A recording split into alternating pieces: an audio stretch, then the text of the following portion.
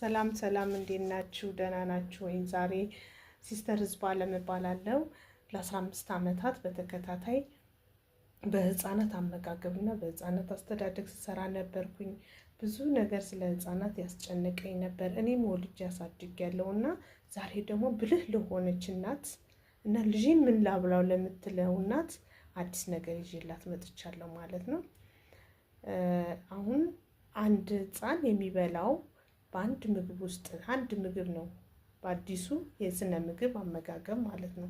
እኔም በዛ ስታይል ከስነ ምግብ ባለሙያ ጋር አብረን በመሆን ይህንን ምግብ አዘጋጅቻለሁ ማለት ነው። ብልህ የሆነች እናት ዛሬ ይሄንን ሰርፕራይዝ መስማት አለባት ማለት ነው።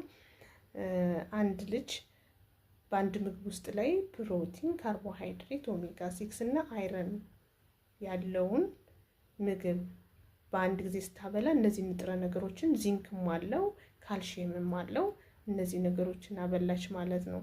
አንዲት እናት በሞግዚት ስታሳድግ ልጇ ጤነኛ ሊሆን ይችላል። በቀላሉ የሚፈጭ ከ6 ወር ጀምሮ ነው የምታበሉት።